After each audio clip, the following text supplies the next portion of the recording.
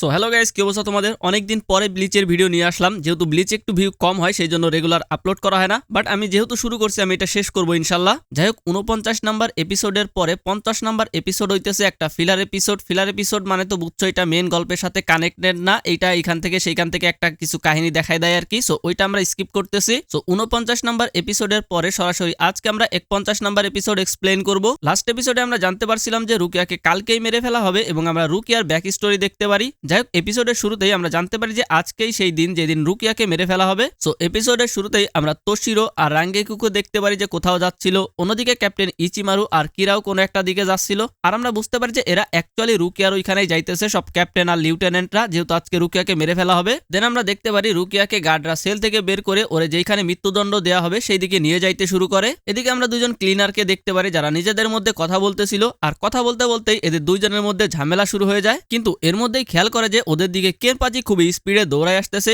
যেটা দেখে তো এদের দুইজনের অবস্থা খারাপ হয়ে যায় যে কেনপাচি মনে হয় ওদেরকেই মারতে আসতেছে। কিন্তু কেনপাচি এদের দুইজনকে ধাক্কা দিয়ে সামনের দিকে চলে যায়। কেনপাচির পিছনেই ইকাকু আর ইউমিচিকা ছিল, ওরা দুজন এদেরকে ওয়ার্নিং দিয়ে সেইখান থেকে চলে যায়। এরা তো বুঝতেই পারতেছিল না যে কি চলতেছে, সবাই এত ব্যস্ত জ্ঞান। আমরা দেখতে পারি কেনপাচির পিঠে ইয়াচিরোর সাথে এবার অরিহিমেও আছে। কেনপাচি অরিহিমের কাছে জিজ্ঞাসা করে যে কোন দিকে যাবে, যেটা অরিহিমে দেখাই দিতে যায়, কিন্তু তখন ইয়াচিরোকে মাথা দিয়ে গুতা মেরে দেয় আর উল্টা দিকে দেখাই দেয়, যেটা ইয়াচিরোর ছোটবেলার অভ্যাস। যেটাতে ইকাকু বলে যে লিউটেন্যান্ট আপনি কেন বলতেছেন, আপনি কখনোই সঠিক রাস্তা বলতে পারেন না, অরিহিমেকেই বলতে দেন। যেটাতে ইয়াচিরো রাগ হয়ে টাকের উপরে থুতু মেরে দেয়, নাও ভাই ঘষা দিয়ে নাও, চকচক করবে। যেটাতে ইকাকু রাগ হয়ে বলে যে আমি ওকে মেরে ফেলবো। ইউমিচিকা ওকে থামিয়ে দিয়ে বলে যে চিল ভাই, মাথাটা ঠান্ডা কর। এরপরে আমরা স্কোয়াড 4 এর সেল দেখতে পারি যেখানে অ্যাকচুয়ালি ইশিদা আর বাকিদেরকে বন্দি করে রাখা হয়েছে। তখনই সেখানে একটা সাদা প্রজাপতি উঠতে উঠতে ইশিদার কপালে এসে বসে, যেটার সাথে ইশিদা কথা বলতে শুরু করে। আর ইশিদাকে এইভাবে কথা বলতে দেখে গাঞ্জোর মজা নিতে শুরু করে যে গেছে পাগল হয়ে। আর এইটা নিয়ে এদের দুইজনের মধ্যে কথা কাটাকাটি শুরু হয়ে যায়, আর এরা দুইজনই ফাইট করতে যাবে। ঠিক তখনই বাইরে থেকে কেমন চিল্লাচিল্লির আওয়াজ শুনতে পারে। সাদা ওদেরকে চুপ করতে বলে, আর ওরা বোঝার চেষ্টা করতেছিল যে বাইরে কি চলতেছে। তখনই সবকিছু আবার থেমে যায়, আর তখনই ওদের ছাদ ভেঙে সেইখানে কেনপাচি এসে ঢুকে। কেনপাচিকে দেখে তো গাঞ্জুর অবস্থা খারাপ হয়ে যায়, আর গাঞ্জু ভয়ে চিল্লাইতে শুরু করে। কেনপাচির পিছনেই আমরা ইকাকু আর ইউমিচিকাকেও দেখতে পারি। ইউমিচিকাকে দেখে গাঞ্জু চিল্লাইতে শুরু করে, আরে বোল কাটিং তুই। ইউমিচিকা বলে যে সরি, কিন্তু আমি এরকম বাজে চেহারার কাউরে মনে করতে পারতাছি না। গাঞ্জু বলে যে কি, আমি যদি শুধু আমার এই মুখের ব্যান্ডেজ গুলা খুলি তাহলে সবাই আমাকেই সবচেয়ে বেশি হ্যান্ডসাম বলবে। তখনই ইশিদা কেনপাচির পিঠে অরিহিমেকে লক্ষ্য করে। অরিহিমে ওদের সবাইকে হ্যালো বলে, কিন্তু আবার কেউ ওকে টান দিয়ে নিচে নামিয়ে ফেলে। আর আমরা দেখতে পারি ইয়াচিরো অ্যাকচুয়ালি ওরে ধরে ঝুলকাইতেছিল, বাট আমার কথা হইলো ওই পিচ্ছি, ওই শালা হাত সরা শালা, তুই কই ধরছস তুই। যাই হোক গাইস, বাচ্চা বলে আজকে আমি ওকে মাফ করে দিলাম। পরের সিনে আমরা ব্যাকুইয়া কুচুকিকে দেখতে পারি, সেখানে একটা সলিপার এসে জানায় যে স্যার আমাদের সময় হয়ে গেছে, আমাদেরকে যেতে হবে। যাওয়ার আগে ক্যাপ্টেন কুচুকি একটা মেয়েকে বলে যে হিসানা আমি সেইখানে যাইতেছি। আর আমরা দেখতে পারি এই মেয়েটার ছবি অ্যাকচুয়ালি রুকিয়ার মতন দেখতে, জানি না ভাই কি চলতেছে, বাট এইটা হচ্ছে ব্যাকুইয়ার স্ত্রী। এরপরে আমরা স্কোয়াড 7 এর ক্যাপ্টেন সাজিন কামামুরাকে দেখতে পারি। কামামুরা তার লিউটেন্যান্ট ইবাকে সেইখানে ডাকে। ইবা অ্যাকচুয়ালি এই রুকিয়ার মৃত্যুদণ্ড নিয়ে একটু অখুশি ছিল।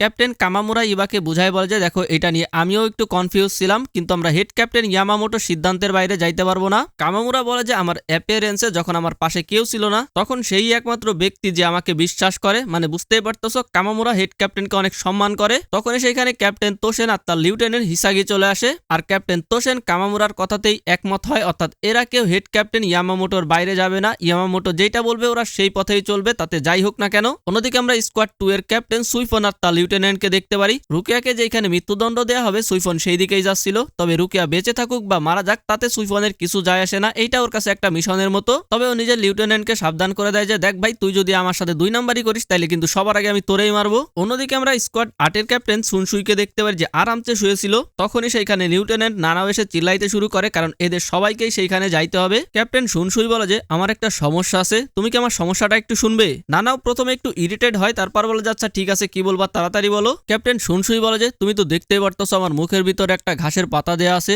যার জন্য আমাকে অনেক হ্যান্ডসাম লাগতেছে। তবে আমার মনে হইতেছে এই ঘাসের পাতাটা বিষাক্ত, নাইলে অন্য কোনো সমস্যা আছে, কারণ আমার মুখ জ্বলতেছে। মানে ভাই তোমরা তো জানোই ক্যাপ্টেন সুনসুই সবসময় একটু মজা করে, ওইটাই আর কি। নানাও রাগ হয়ে ওর মুখ থেকে পাতাটা নিয়ে নেয় আর বলে যে চুপ করো। এরপরে ক্যাপ্টেন সুনসুই একটু সিরিয়াস হয়ে বলে যে নানাও এখন আমি কি করব। নানা বলে যে তুমি আমার কাছে কেন জিজ্ঞাসা করতেছো, কারণ আমি কি বলবো না বলবো তাতে কিছু যায় আসে না, তুমি সবসময় যেটা করছো সেইটাই করো, তবে চিন্তা করো না, যাই হোক না কেন আমি সবসময় তোমার পিছনে আছি। এটা শুনে ক্যাপ্টেন অনেক খুশি হয়। অন্যদিকে আমরা দেখতে পারি ক্যাপ্টেন যারা কি সবাইকে সেল থেকে বের করে নিয়ে আসছে। তবে আমরা দেখতে পারি ইয়াচিরো খুবই আপসেট হয়ে আছে, কারণ এরা সবাই ওর দেখানো পথে না এসে অরিহিমের দেখানো পথে আসছে, যদিও সঠিক পথেই আসছে, তারপর তারপরে ইয়াচিরেরও তো তোমরা চিনোই ভাই। তখনই আমাদের টাকলা ভাই বলে ওঠে, আমি তো বলছিলামই আমাদের লিউটেন্যান্ট সবসময় রাস্তা ভুল করে। এটা শুনে তো ইয়াচিরো ওর টাকলা মাথায় কামড়াইতে শুরু করে দেয়। আর তখনই সেখানে ওরা হেভি স্পিরিচুয়াল প্রেশার ফিল করতে পারে। ক্যাপ্টেন জারাকি বলে যে বাঙ্গার নাতিরা সামনে আয়। আর আমরা দেখতে পারি স্কোয়াড 7 এবং স্কোয়াড 9 এর ক্যাপ্টেন আর লিউটেন্যান্ট চারজন সেইখানে ওদের সামনে চলে আসে। ক্যাপ্টেন তোশেন বলে যে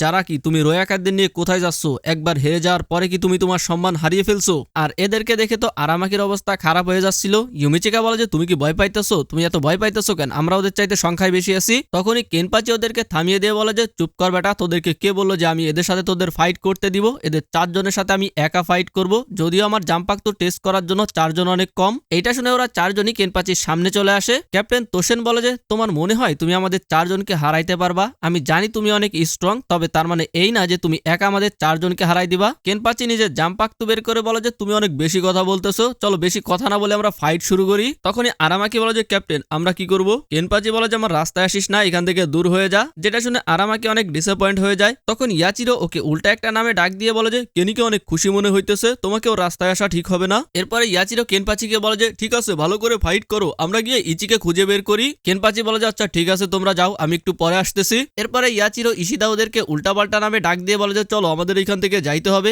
আর ওর উল্টাপাল্টা নাম শুনে তো ইশিদা be like what the hell. যাই হোক এরপরে ইয়াচিরো এদেরকে নিয়ে এখান থেকে চলে যায়। ক্যাপ্টেন তোশেন বলে যে তুমি কি আমাদেরকে রাগানোর চেষ্টা করতেছো? ক্যাপ্টেন জারাকি তুমি তোমার সম্মান হারিয়েছো। ক্যাপ্টেন জারাকি নিজের স্পিরিচুয়াল প্রেশার রিলিজ করতে শুরু করে আর বলে যে বাদ দাও, চলো ফাইট শুরু করো। অন্যদিকে ওরিহিমে ইয়াচিরোকে জিজ্ঞাসা করে যে ক্যাপ্টেন জারাকি কি একা ওই চারজনের সাথে পারবে? ইয়াচিরো খুশি হয়ে বলে যে অবশ্যই পারবে, প্রতিপক্ষ যতই শক্তিশালী হোক না কেন কোনো চান্সই নাই যে কেনি হেরে যাবে। অন্যদিকে লিউটেন্যান্ট ইবা আর হিসাগি দুই ক্যাপ্টেনের কাছে অনুমতি চায়, ওরা আগে জারাকির সাথে ফাইট করতে চায়। যেটা শুনে কেনপাচি বলে যে গাধা, আমি তোদের চারজনকে একসাথে অ্যাটাক করার জন্য বলছি, তোদের চারজনের সাথে আমি একসাথে ফাইট করব। তখনই সেইখানে আমাদের টাকলা ভাই আর ইউমিচিকা চলে আসে। আমাদের টাকলা ভাই ঝাড়ি দিয়ে বলে যে তোদের মতন মেরি কমান্ডার কি করে ভাবলো যে আমাদের ক্যাপ্টেনের সাথে ফাইট করবে? এরপরে কেনপাচিকে বলে যে ক্যাপ্টেন আমি ঠিক বলছি না? কেনপাচি বলে যে আচ্ছা তাইলে তোমরাও ফাইট করতে চাও, ঠিক আছে তাইলে অন্য জায়গায় গিয়ে ফাইট করো, কারণ আমার সামনে আসলে আমি সবার আগে তোমাদের দুইজনকেই মেরে ফেলবো। ইকাকু বলে যে আচ্ছা ঠিক আছে। এরপরে চারজন লিউটেন্যান্ট সেখান থেকে অন্য জায়গায় ফাইট করার জন্য চলে যায়। এরপর কেনপাচি বলে যে চলো এইবার আমরা মেইন কাজে আসতে পারি, যদিও তোমরা অর্ধেক হয়ে গেছো তবে মনে হচ্ছে এই ফাইটে মজা পাওয়া যাবে। এটা শুনে ক্যাপ্টেন কোমামুরা তার জাম্পাক্তো দিয়ে একটা পাওয়ারফুল অ্যাটাক করে দেয়, তবে আমরা দেখতে পারি কেনপাচি সেটা ডস করে নিছে।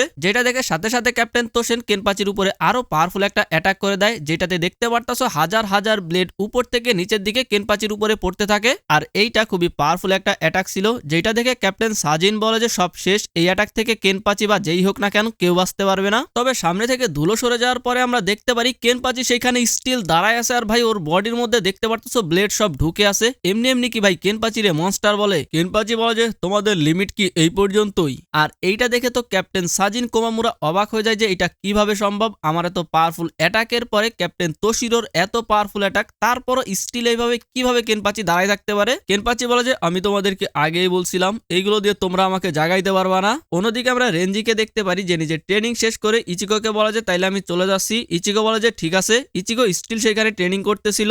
ইচিগোর অবস্থা দেখে রেঞ্জি ইউরুচির কাছে জিজ্ঞাসা করে যে ইচিগো কি ঠিক আছে? ও কি আজকের মধ্যে বাঙ্কাই অ্যাচিভ করতে পারবে? আমাদের হাতে বেশি সময় নাই। এরপর আমরা ইচিগোর অবস্থা দেখতে পারি, ওর পুরো শরীর থেকে রক্ত বেরোচ্ছিল, মানে বুঝতেই পারতেছো ইচিগোর অবস্থা খুবই খারাপ। তখন জাঙ্গেৎসু ইচিগোকে বলে যে তুমি কি রেডি আছো? তাহলে চলো আমরা আরো একবার ট্রাই করি, তবে আমি তোমাকে আগে থেকেই সাবধান করে দিতেছি। আর তখনই আমরা দেখতে পারি ইচিগোর আশেপাশে অনেকগুলো জাঙ্গেৎসুর ক্লোন চলে আসে। আর ইচিগো হাসি দিয়ে বলে যে অবশ্যই, কিন্তু আমি তোমাকে জিততে দিব না। এদিকে ইউরুচি রেঞ্জিকে বলে যে তোমার কি মনে আছে তুমি প্রথমবার কবে দাঁড়িয়েছিলে আর হাঁটতে শুরু করছিলে? রেঞ্জি বলে যে অবশ্যই না। আর এটা কে মনে রাখে ভাই? ইউরুচি বলে যে মানুষ তার জন্মের পর থেকেই জানে কিভাবে দাঁড়াতে হবে, পাখি জানে কিভাবে উড়তে হবে, মাছটা জানে কিভাবে সাঁতার কাটতে হবে। এইটা হলো স্ট্রিং। মানে আমি যদি তোমাদেরকে আরো সহজ করে বলি, যেমন পাখিদের কিন্তু কেউ হাতে ধরে শিখাই দেয় না যে কিভাবে উড়তে হবে, ওরা কিন্তু সময়কালে ঠিকই উড়তে শিখে যায়, ওইরকম আর কি। সো ইউরুচি বলে যে এই স্ট্রিং হইতেছে এমন একটা জ্ঞান যা তার ভিতরে আগে থেকেই আছে এবং এইটার দ্বারা সে ঠিকই তার লক্ষ্যমাত্রায় পৌঁছায় যায়, অর্থাৎ তার কখন কি করতে হবে সেইটা সে বুঝে যায়। আর ইচিগোর মধ্যেও এই জ্ঞানটা আছে, অর্থাৎ ইচিগো জানে যে ওর কখন কি করতে হবে। তাই আমি বিশ্বাস করি ইচিগো বাঙ্কাই অ্যাচিভ করতে পারবে। আর অবভিয়াসলি ভাই এইরকম সময় এই এপিসোডটা শেষ হয়ে যায়। পরবর্তী এপিসোড খুব তাড়াতাড়ি নিয়ে আসার চেষ্টা করবো, যেহেতু এখন অন্য কোনো এনিমি এক্সপ্লেন করতেছি না, তবে সুন আরো একটা নতুন এনিমি শুরু করবো ভাবতেছি। তো ভালো থাকো সবাই, বাই বাই।